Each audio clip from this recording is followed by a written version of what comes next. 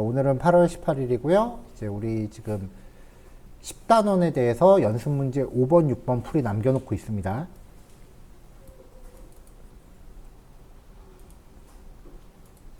자, 문제는 반대쪽 모니터로 치웠고요.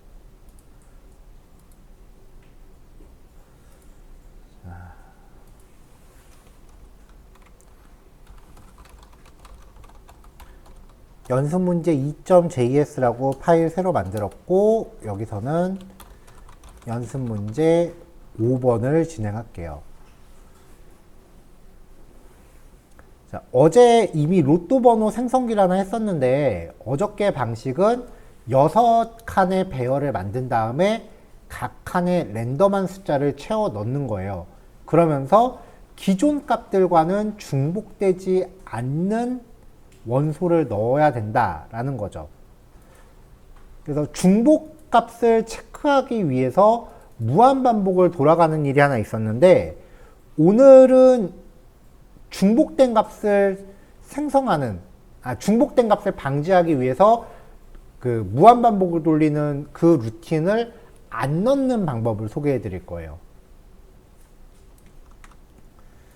자, 일단 여기서도 랜덤 값 생성 함수는 필요해요. 자, 실제로 이제 로또를 추첨하는 과정을 보면은 큰 원통 안에 1부터 45까지 쓰여진 공들을 넣고 거기서 하나를 꺼내죠. 그 공을 딱 봐서 숫자를 확인하고 나서 그 공을 다시 추첨통에 넣지는 않아요. 추첨통에 넣으면 중복되는 거 안 나오게 처리를 해야겠지만, 한번 확인한 거는 바로 버린다고요. 그 원리를 적용할 거예요.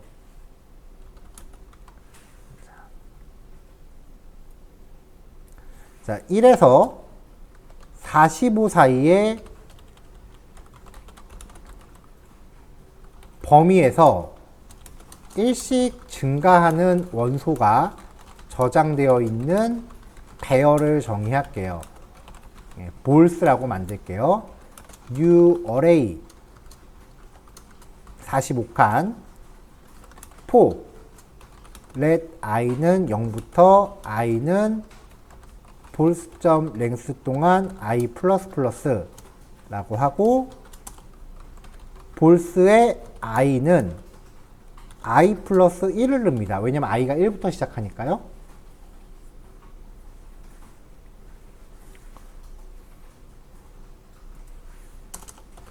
자, 그 다음에 이제 6개의 빈 칸을 갖는 배열을 정의할게요. 로또는 new array 6개.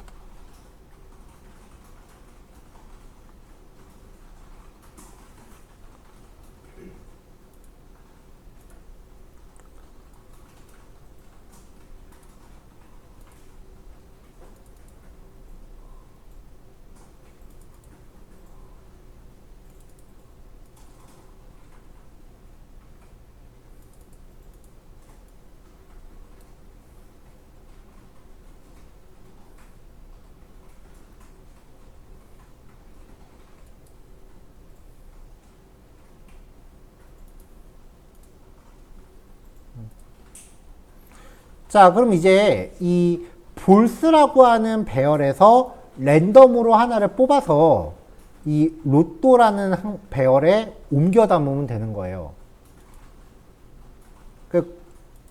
이제 통에서 공을 6번 꺼내서 여기다 옮겨 담으면 된다. 그렇게 기억하시면 돼요. 그래서 6번 반복을 할게요.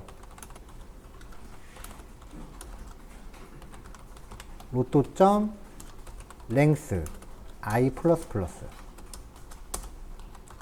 로또의 i번째 칸에, 자, 그 전에 여기서 일단 공이 0번째부터 44번째 칸까지 들어있는 거죠. 그럼 거기서 차례대로 뽑으면 또 안 되잖아요. 랜덤하게 뽑아야죠. 그래가지고 그럼 이제 랜덤 값을 만들어야 되는데, 랜덤 값의 범위는 0부터 44 사이가 되면 되겠죠.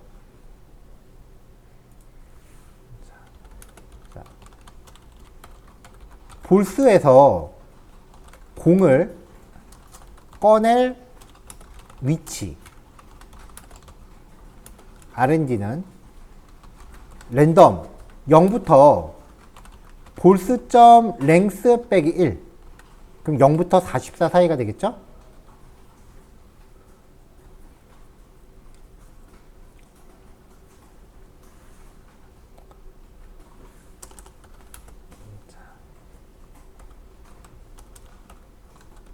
R&D 위치에 공을 꺼내서 로또 배열에 복사를 합니다.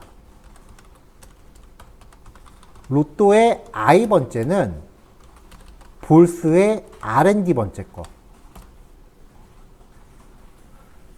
자, 그냥 이퀄로 넣는 거는 값을 복사하는 거지 볼스에서 걔를 꺼내서 버리는 건 아니죠. 그래서 우리가 사용했었던 배열의 함수 중에 볼스.스플라이스 R&D 위치에서 한 개를 잘라냅니다. 리턴 안 받으면은 얘는 그냥 버린다 그랬죠?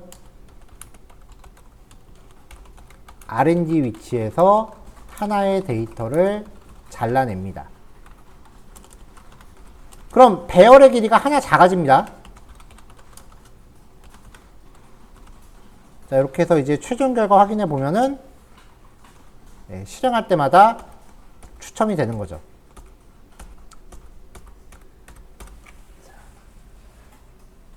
자, 실제 이 프로그램 코드를 활용하지는 마세요. 결과는 책임 못 집니다. 혹시 이거 써갖고 당첨되면 나도 좀 알려줘요.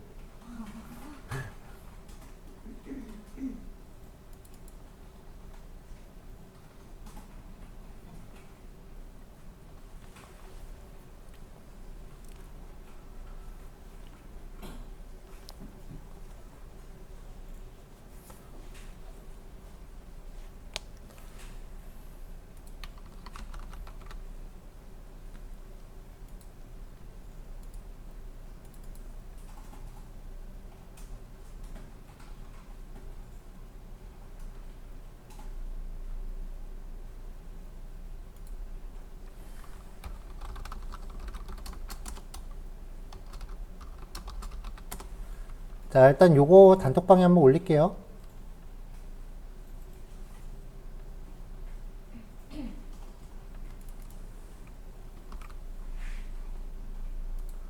자, 한번 올렸고요. 다음 문제는 연습 문제 파일 새로 만들게요.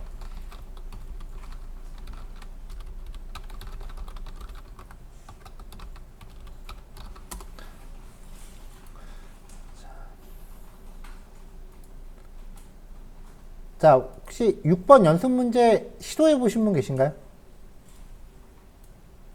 네. 6번 연습 문제는요, 실제로 그 코딩 테스트 사이트에 나와 있는 문제 중에, 이 정도는 그래도 가능하지 않을까라고 내심 살짝 기대했었던 문제인데, 여기서 기대라고 하는 거는 좀 힘들 것 같긴 해요. 왜냐면은 이런 식의 문제를 이제 접한 게 아마 여기 처음일 거 아니에요. 그러니까 이제 어떻게 접근해야 되는지도 막막했을 겁니다. 근데 요게 이제 코딩 테스트 문제 레벨 한 2였나 3였나 그랬을 거예요. 자, 수많은 마라톤 선수들이 마라톤에 참여했대요. 한 명의 선수를 제외하고는 모든 선수가 마라톤을 완주했대요. 자, 마라톤에 참여한 선수들의 이름이 담긴 배열 첫 번째 거하고 완주한 선수의 이름이 담긴 배열이 주어졌을 때 완주하지 못한 선수의 이름을 리턴하도록 솔루션 함수를 작성하래요. 자, 그래서 요 함수의 내용을 채워 넣으세요라고 하는 게 문제인 거고요.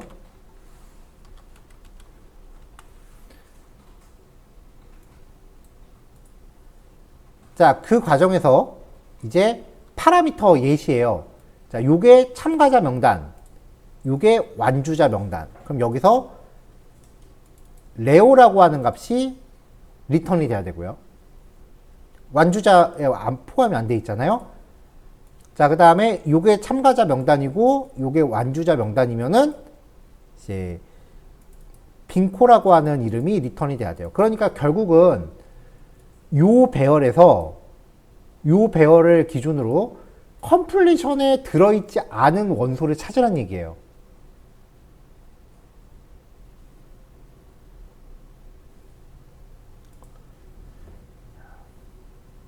자, 그래서 입출력 파라미터의 표대로 한번 미리 결과를 이렇게 만들어 봤어요. 솔루션을 호출하면서 참가자 명단, 완주자 명단, 참가자 명단, 완주자 명단, 참가자, 완주자 명단입니다.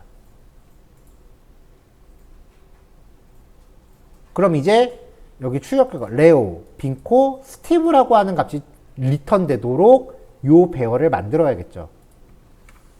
지금으로서는 아무것도 출력이 안 됩니다.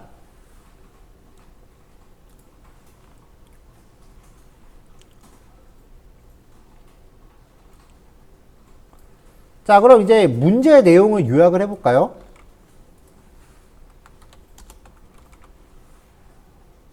자, 참가자의 원소 중에서 컴플리션에 포함되지 않은 하나의 원소를 찾아서 answer라고 하는 변수에 저장하는 게 문제 내용이에요. 그러니까 이제 접근 방법은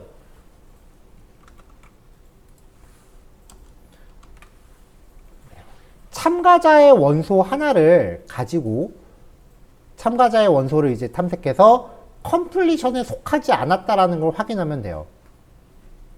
자, 레오를 하나 꺼내서 컴플리션에 속하지 않았다라는 걸 확인하면 돼요. 그러면 속하지 않았다라는 게 체크가 되면은 이제 이유 거는 안 봐도 되니까 브레이크 거는 거죠.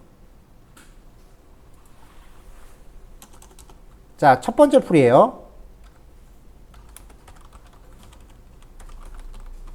전통적인 방법으로 해봅시다. for let i는 0부터 i는 참가자 명단의 길이 i++. 솔루션의 첫 번째 파라미터가 요거니까 얘가 여기 첫 번째 파라미터로 들어오는 거죠.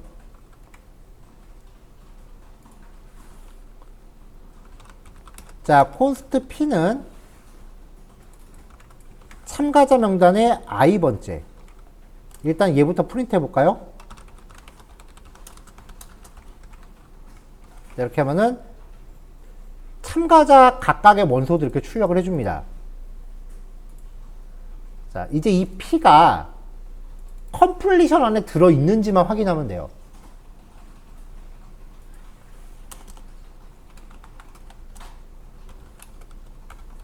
i번째 원소인 p가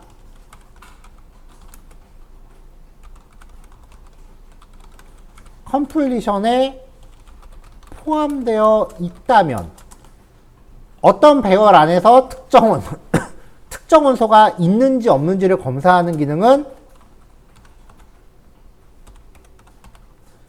completion.include였어요. 여기에 p가 들어있다면. 자, 지금 여기서 근데 들어있는 걸 찾는 거예요? 들어있지 않은 걸 찾는 거예요? 들어있지 않은 걸 찾아야죠. 참가자 명단이고 완주자 명단인데 완주하지 못한 사람을 찾으라는 거예요. 그러니까 들어있지 않은 걸 찾아야겠죠.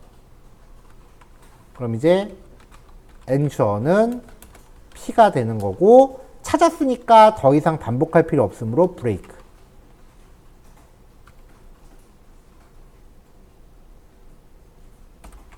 자, 그러면 이렇게 세 개의 이름이 표시가 돼요.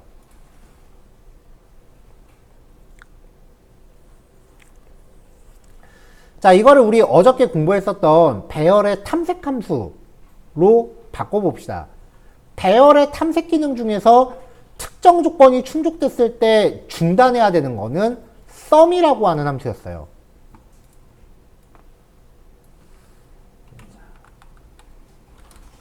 자, 얘는 주석으로 막을게요.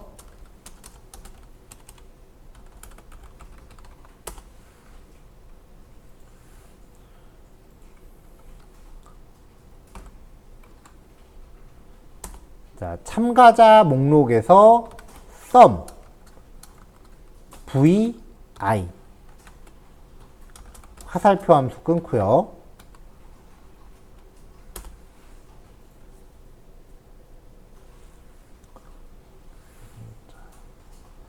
자, 마찬가지로 if not completion.include가 v를 검사합니다. 그러면 포함되어 있지 않다면이란 뜻이니까 answer한테는 v를 주고 return true 하면 되겠죠. 자, 근데 지금 이 sum 함수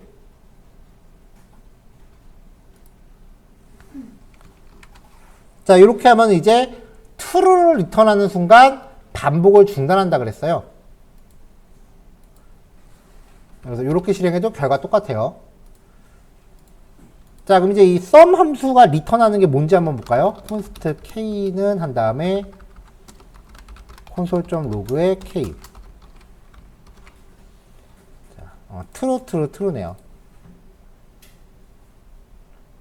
리턴 값은 별로 쓸모가 없어요.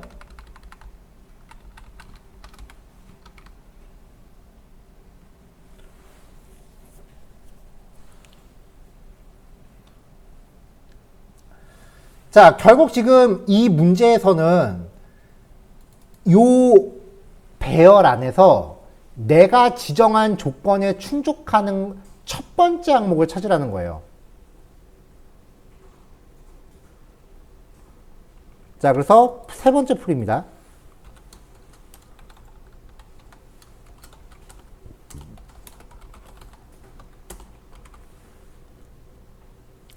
자, 요 배열에서 찾습니다. find.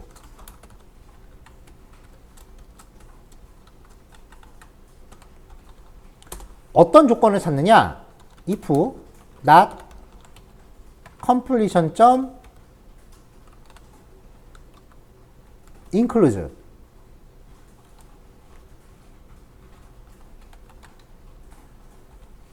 v. find 함수는 조건을 원소수만큼 이제 조건을 검사해서 true를 리턴하는 위치에 v 값을 받아내요. 여기서 true를 리턴한다고 해서 true가 리턴되는 게 아니라 true를 리턴하면은 그 시점에 v를 리턴해요. 그러니까 answer를 여기다 담는 거죠. 왜냐면 true를 리턴할 때 v가 요로 리턴이 되니까. 자, 근데 여기서 봅시다. if문도 요 괄호 안에 있는 게 true여야만 안이 실행되는 거죠. 그럼 바꿔 말하면은 괄호 안에 있는 게 true일 때 true를 리턴하려네요. 조건식의 조건이 그냥 그 자체도 값일 수 있다는 거를 항상 기억하세요. 자, 그럼 화살표 함수인데 한 줄이네요. 코드 축약. 이렇게 하면 코드가 확 줄죠.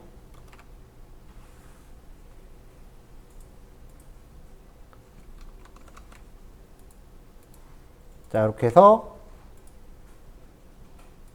마지막 연습 문제까지 톡방에 올려드렸습니다. 자, 이번 글씨 요것만 할게요. 이거 그 두 개지만 4개 같은 2개네요.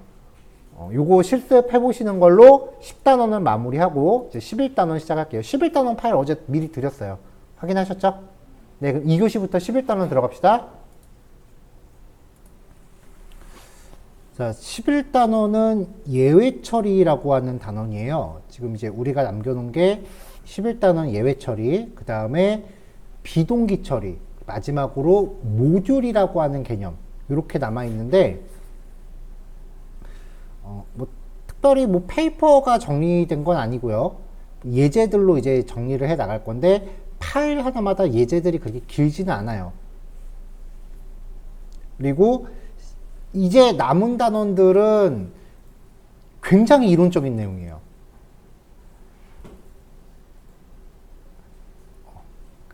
클래스와 객체보다도 더 이론적인 부분이 좀 짙다라고 생각하시면 돼요. 그래서 일단 여기서는 한번 그냥 내용을 훑어본다라는 느낌으로 접근을 하시고요. 11단원, 12단원, 13단원 요 세 개는 앞으로 우리가 HTML을 하면서 적지 않게 나올 거예요. 그리고 나중에 이제 리액트를 하면서도 많이 보시게 될 거고요. 그러니까 오늘은 일단 오늘하고 내일은 그냥 한번 훑어본다 라는 느낌으로 접근하시고 거기에 대한 디테일은 다음 달 수업 내용들을 통해서 잡아가시면 됩니다. 자, 일단 예외 처리라고 하는 건요, 에러 상황에 대처하는 걸 뜻해요. 근데 그 에러 상황이라고 하는 게 프로그램이 가동하다가 이제 코딩이 잘못돼서 뻗어버리는 상황도 있지만 우리가 의도하지 않은 상황도 예외 상황이라고 간주를 하셔야 돼요. 자, 가령 예를 들어서 f라고 하는 함수가 xy 두 개를 받아서 더해서 리턴을 하는데 여기서 이제 상황을 정한 거예요. 만약에 이게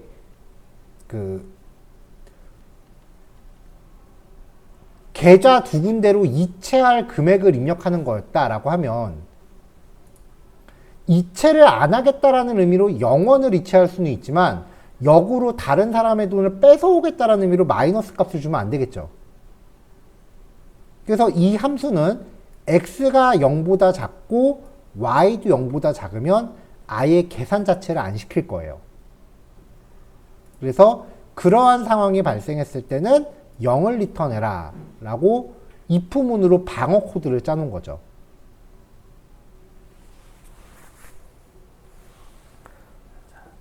자, 그러면 이제 풀을 호출하면서 10과 20을 주면은 요 if문의 조건을 피해갈 수 있으니까 더해서 30이 리턴 될 텐데 마이너스 1과 마이너스 2를 주면은 if문의 상황에 걸리니까 0이 리턴 될 거라고요.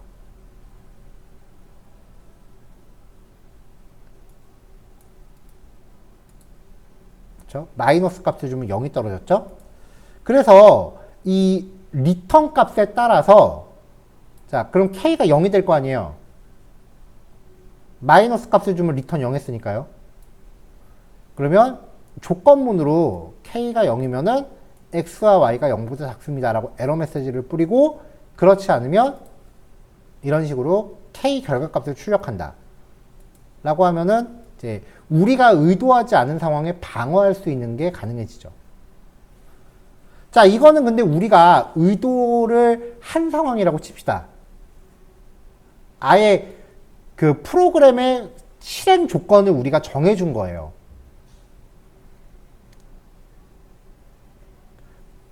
하지만 어떤 상황은 우리가 미처 대처하지 못하는 상황들도 생겨요. 가령 예를 들어 볼게요.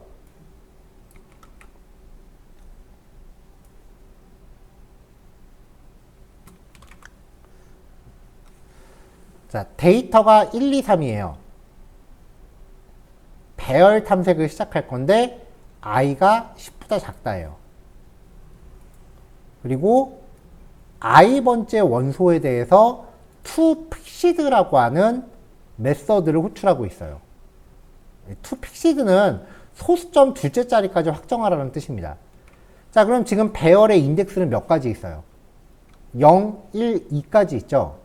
그러면 i는 10보다 작을 때까지니까 i가 3이면 여기서 분명히 문제가 생긴다고요. 왜냐? i의 데이터의 세 번째 요소는 없죠. undefined에다가 대놓고 점을 찍어댔으니 이거는 무조건 에러예요. 그러면 프로그램이 이렇게 돌다가 논리적으로 잘못된 상황을 만나면 에러 메시지를 출력하면서 그 순간 뻗어버립니다. 그래서 맨 마지막에 있는 프로그램 종료라는 메시지는 안 나오게 되는 거죠. 자, 이렇게 뻗죠. undefined에 대한 프로퍼티를 읽을 수 없다. toFixed라는 이름의 프로퍼티래요. 프로그램 종료라는 메시지는 안 나왔죠. 그러니까 프로그램이 중간에 뻗어버렸다는 걸 알 수 있어요. 자, 지금 이거는 그 코드를 이렇게 직접 해서 만든 거지만 만약에 여기 배열에 입력하는 값들을 사용자한테 1번 답을 입력하세요, 2번 답을 입력하세요, 막 이렇게 그 10번까지 정답을 입력하라고 했는데 걔가 3번까지만 입력하고 끝내버리네요. 그럼 그걸 어떻게 해요? 사용자가 입력을 그렇게 해버리는데.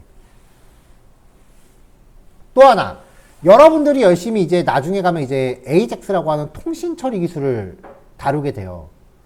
통신 기능을 열심히 구현해 놨는데 누가 지나가다가 여러분들 그 랜선에 발이 걸려서 컴퓨터에 랜선이 빠져버리네? 그거 어떻게 대응하라고? 랜선 빠지는 게 내 잘못도 아니고. 하지만 인터넷은 당연히 안 되겠죠? 그러면 통신 기능은 에러 납니다. 누구 책임? 여러분 책임. 억울하죠? 근데 그런 상황에 대한 대비 코드도 만들어 놔야 된다는 거예요. 그렇게 이제 우리가 피처 그 어쩌지 못하는 상황들이 어쩔 수 없이 발생할 때가 있어요.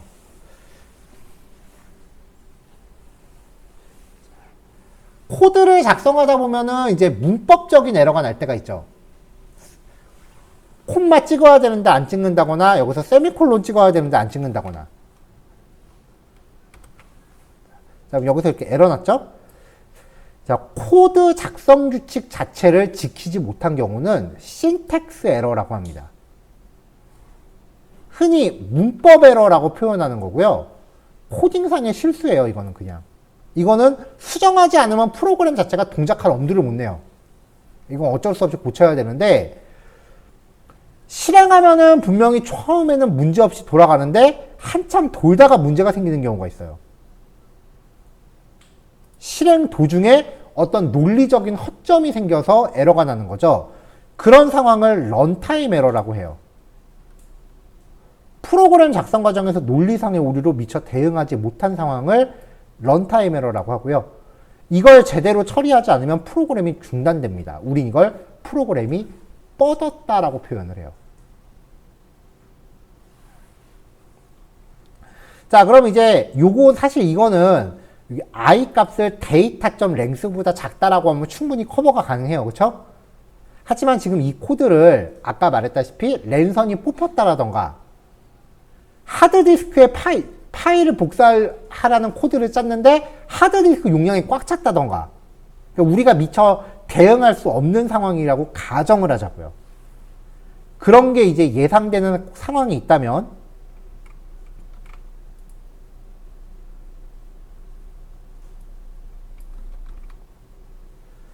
에러가 날 걸로 예상되는 코드를 try라는 블록으로 감싸세요.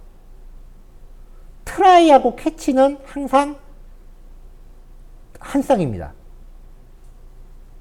그러면 코드가 프로그램이 try 안에 있는 내용을 막 실행을 하다가 여기서 에러가 생겨요. 그러면 뻗지는 않고요. 그 순간 catch 블록으로 튀어요. 그래서 캐치 블록을 쭉 실행하고 유유히 지갈 길을 갑니다. 이때 캐치 블록에는 에러 정보를 담고 있는 객체가 파라미터로 전달돼요. 이거 함수 같은 거예요. 파라미터는 여러분들이 2라고 받건 2RR이라고 받건 상관없어요. 어차피 여러분들이 정하는 거예요. 근데 그 파라미터의 네임은 에러 이름, 메시지는 에러 원인이에요. 하지만 영어로 출력되기 때문에 별로 그렇게 도움은 안 돼요. 정상적으로 프로그램 종료 메시지까지 나왔죠. 최소한 뻗지는 않는다는 거예요. 대체로 여기서는 요청하신 처리에 실패했습니다. 잠시 후에 다시 시도해주세요. 내지는 관리자에게 문의 바랍니다. 이런 식으로 사용자한테 안내 메시지를 보내고 말아요. 하지만 트라이를 실행하다가 문제가 생겨서 캐치로 띄었기 때문에 트라이 블록 실행 완료라는 메시지는 안 나와요. 왜냐면 여기서 돌다가 에러 나면 그 순간 캐치로 뛰니까. 그렇죠? 트라이 블록 실행 에러라는 메시지는 안 나오죠? 그럼 만약 코드가 정상이다. 그러면 트라이 블록을 다 실행해서 끝까지 다 도착하면요. 캐치를 건너뛰고 그냥 가버려요. 자, 트라이 블록 실행 완료까지 하고 프로그램 종료가 됐죠. 이거를 보통 이제 예외 처리 구문이라고 합니다. 필요하다면 캐치 블록 뒤에 finally라는 블록을 넣을 수도 있어요. 이건 선택사항이에요. finally 블록은요, 에러 발생 여부에 상관없이 무조건 맨 마지막에 실행됩니다.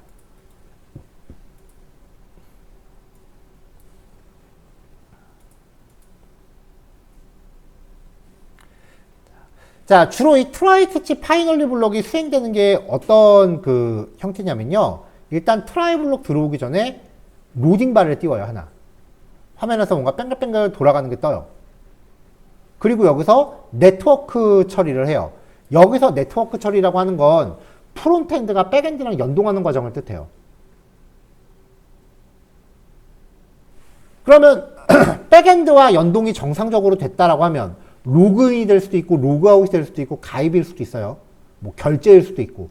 그렇게 백엔드와의 어떤 처리가 정상적으로 끝나면 파이널리로 뛰겠죠. 여기서 로딩 바를 닫아요. 자, 근데 트라이 들어오기 전에 로딩 바를 띄우고 여기서 뭐 결제 데이터 처리를 했어요. 근데 한참 결제 데이터 진행하다 보니까 카드 한도가 없대. 그럼 우리가 어떻게 대비할 수 없는 상황이잖아요. 여러분들이 카드 한도 늘려줄 거 아니잖아요. 하지만 에러는 난다고요. 그러면 캐치로 뜁니다. 뭐 그러면 결제 실패, 한도 초과라고 메시지를 보내야겠죠. 그러면 맨 처음에 띄워놨던 로딩 바 어떻게 해요? 에러가 나도 로딩 바는 닫아야죠. 그러면 finally에서 로딩 바를 닫습니다. finally는 에러가 나건 안 나건 마지막에 실행한다 그랬어요. 에러가 나면 try 한참 하다가 캐치로 뛰고 그 다음 finally로 가는 거죠. 자, 이 구문의 흐름 잘 기억해 놓으세요. 프론트엔드 코드에서는 굉장히 자주 등장합니다.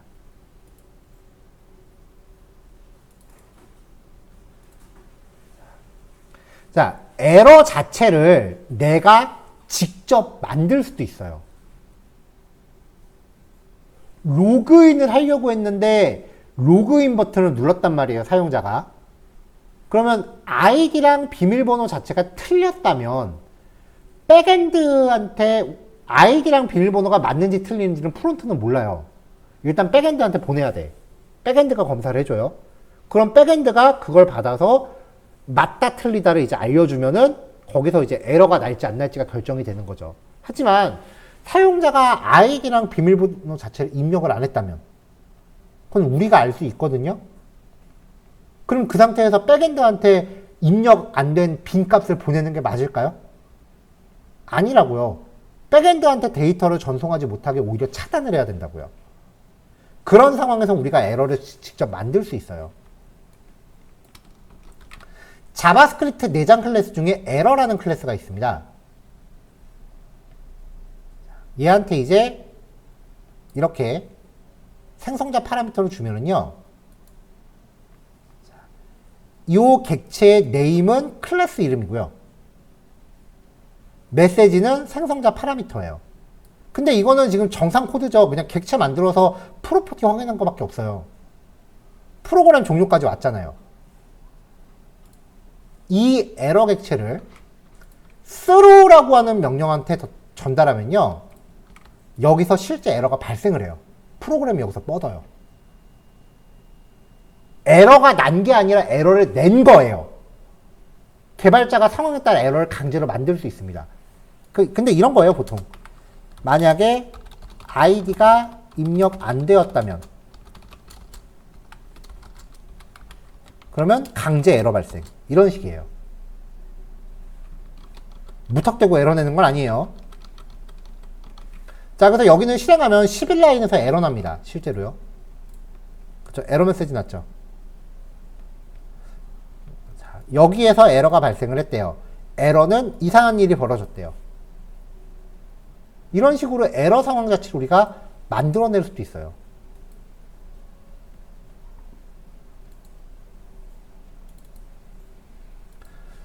자, 그럼 이제 에러 상황을 우리가 만들었단 말이죠. 에러 객체를 만들었어요. 이거를 throw 구문을 try로 감싸면 여기 자체가 에러라 그랬죠. 근데 에러가 try 안에서 났네요. catch로 넘어가는 거죠. 그러면 이제 에러 객체가 담고 있는 내용이 여기서 그 출력이 되는 거예요. 그러면 이 ERR이라고 하는 요 객체가 얘잖아요. 이게 캐치블록으로 전달이 되는 거죠. 이건 일종의 if문 같은 거라고 여기시면 돼요. 뻗지는 않았죠. 트라이 캐치를 썼으니까. 알아요. 도대체 그냥 나중에 if문 쓰지 뭐 저런 짓을 뭐하러 하나라는 의문이 생긴다는 거 알아요. 근데 지금 이거를 다 오픈하기에는 할 얘기가 너무 많아서 그냥 그 개요만 말씀드리고 있는 거예요. 나중에 우리가 회원가입품 같은 거 직접 만들면은 아 그때 그거 이런 식으로 쓰는 거구나라고 예시가 나갈 거예요.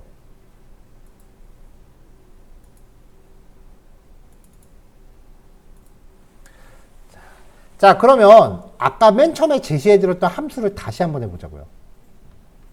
아까는 if문으로 파라미터 값을 검사해서 리턴 값을 그냥 중간에 리턴 0 해버렸죠. 근데 이번엔 x가 0보다 작으면 new 에러 객체를 만들면서 스스로 던졌어요. 에러를. 에러 메시지는 x가 0보다 작습니다. 이번엔 y가 0보다 작으면 new 에러 하면서 y가 0보다 작습니다라는 메시지를 갖는 객체를 스로우를 시켜요.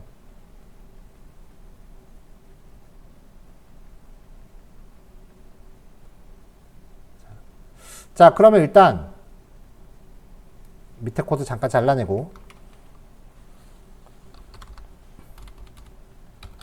푸 -1 10이라고 하죠. 자 그럼 이제 푸라고 하는 함수 호출하면서 x가 -1로 들어갔죠. 그러면은 요 if문에 맞으니까 여기서 에러를 던질 거 아니에요. 에러를 던졌다라는 거는 함수 안에서 에러를 던진다라는 거는 함수를 호출한 대로 던지는 거예요. 얘가 던질 애가 누가 있겠어. 지 호출한 대로 던지는 거지. 그래서 여기서 에러가 돼요.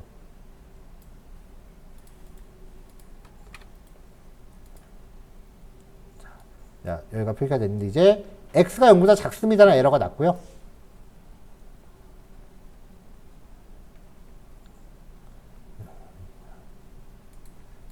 자, 근데 이제 이 상황도 이제 이렇게 프로그램이 뻗는 게 아니라 이 상황 자체를 트라이 캐치로 처리하는 거죠. 자, -1이라고 해보죠. 그럼 이제 여기가 요 풀을 호출하면 여기가 실행되면서 이 throw 하면서 에러가 던져질 거 아니에요. 그쵸? 그럼 호출된 대로 던져진다 그랬죠. 그러면 트라이 안에서 에러가 발생한 거죠.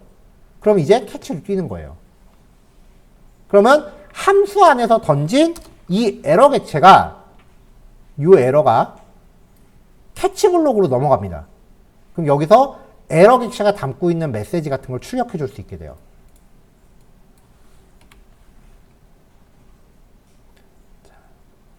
자, 푸에서 첫 번째 파라미터가 id고 두 번째 파라미터가 비밀번호라고 생각하세요.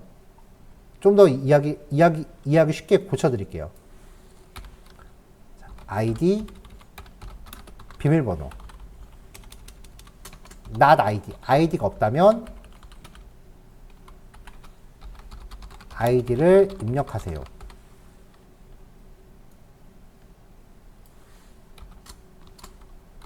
비밀번호가 없다면 비밀번호를 입력하세요. 리턴은 로그인 되셨습니다. 이렇게 해보자고요. 그러면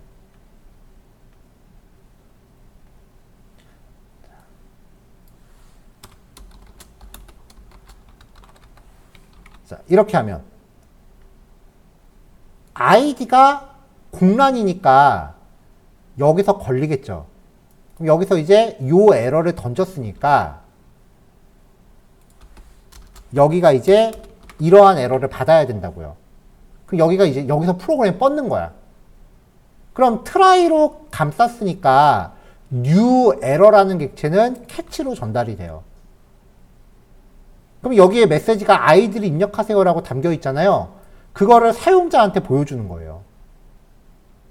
이런 흐름이에요.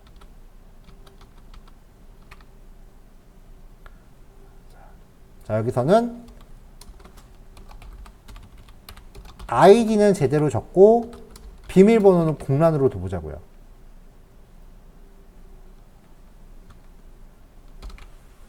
그러면 아이디를 입력하세요. 비밀번호 입력하세요. 그리고 A하고 B한테 로그인 결과를 담으라고 했는데 여기서 에러가 났으니까 미처 대입까지는 못 간 거예요.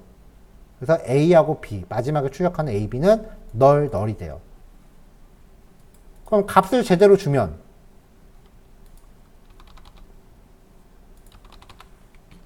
그러면 이제 로그인이 정상적으로 되었다라는 메시지가 나오겠죠. 이게 앞으로 이제 많이 겪으실 그 예외 처리의 기본 흐름이에요. 자, 잠깐 수정한 코드니까 이 코드는 단톡방에 한번 올릴게요. 5번 파일입니다. 자, 요번 글씨 요거까지만 합시다. 6번 파일 하나만 조금 애매하게 남았네요.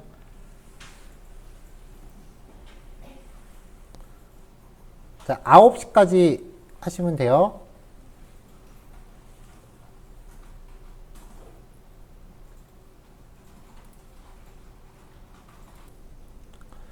자, 다음 넘어갈게요. 이제 6번 파일입니다. 자, 바로 전 단계에서 봤었던 에러는 자, 이렇게 실행하면 에러 이름이 무조건 다 에러였어요. 왜냐면은 에러라는 이름의 클래스 객체를 만들었기 때문에.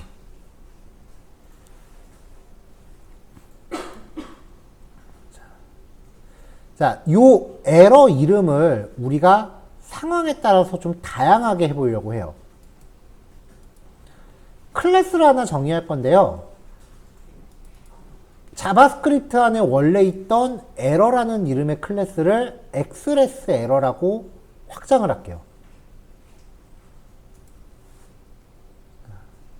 클래스 상속은 기능의 수정이라 그랬죠. 저번에 분명히 얘기했어요. 수정할 거면 그냥 원래 소스 고쳐버리면 되지 뭐하러 상속이라는 걸 하느냐. 지금 이거 보세요. 자바스크립트 안에 내장되어 있는 클래스인데 우리가 이 소스를 고칠 방법이 없어요. 그러면 상속받아서 마음에 안 드는 부분을 고쳐야죠.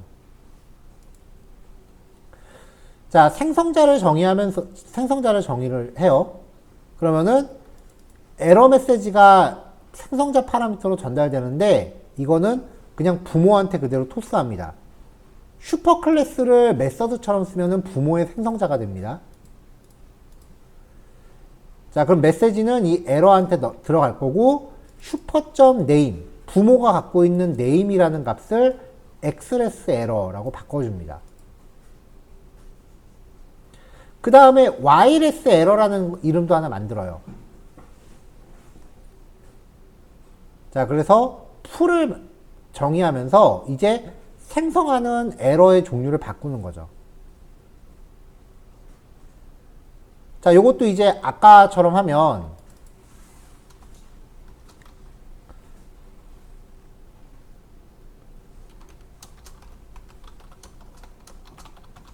empty id error라고 이름을 바꿔주고 empty 비밀번호 error라고 이름을 바꿔줄게요.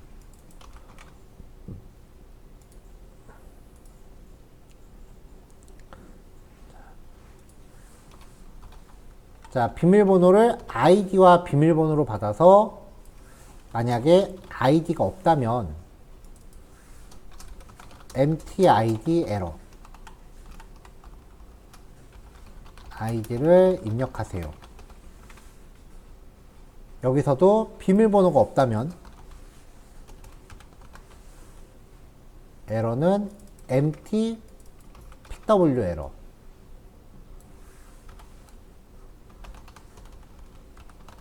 비밀번호를 입력하세요.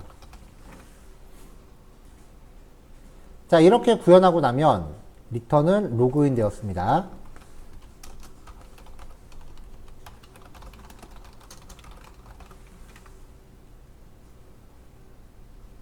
자, 그럼 여기서 이제 id를 빈값으로 주고 비밀번호를 1, 2, 3, 4로 줄 때랑 그 다음에 비밀번호를 헬로로 주고 id를 헬로로 주고 비밀번호를 빈값으로 줄 때 이렇게 처리를 하면 이제 아까처럼 에러가 발생을 하는데 이제 에러 이름 자체가 empty 에러가 되는 거죠. 자, 여기 지금 에러처럼 출력되는 거는 마지막에 에러 객체 자체를 콘솔.에러 메시지로 출력해서 그래요. 콘솔.에러는 콘솔.로그의 자매품이에요. 에러 메시지 출력 전용이에요.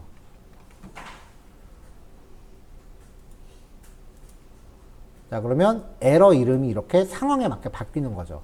이런 식으로 우리가 어떤 문제가 되는 상황을 주도해서 정의하고 에러를 스스로 발생시킬 수가 있어요. 근데 이거는 실제로는 에러가 아니죠. 우리가 이제 프로그램을 가동하는데 적절치 않은 상황이라고 판단한 우리가 의도한 상황인 거죠.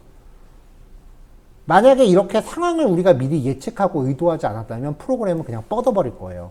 그 뻗는 현상을 최대한 방지하고자 하는 게 이 예제의 목적이에요.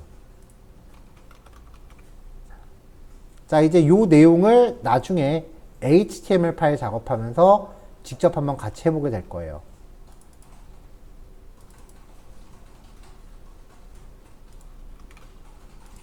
자, 변경된 파일도 배포해 드렸고요.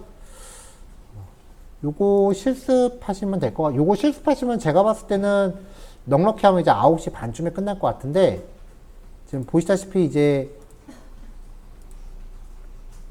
나머지 예제가 요 정도 남았는데 내일 1교시, 2교시, 3교시 파일 많다고 걱정하지 마세요. 양이 되게 적어요. 실습 양이. 그래서 오늘 12단원까지 걸쳐버리면은 내일 수업 시간이 너무 일찍 끝날 것 같으니까 오늘은 요거까지만 하고 정리를 할게요. 어차피 뭐 수업 오늘 내일이면은 이제 2개월차 내일이 2개월차 종강인 거 아시죠? 내일이 2개월차 종강이고 금요일이 3개월차 개강일이에요. 그러니까 뭐 오늘하고 내일 이틀 남은 건데 조금 뭐 일찍 마무리해도 될 것 같아요. 자, 녹화 끄겠습니다.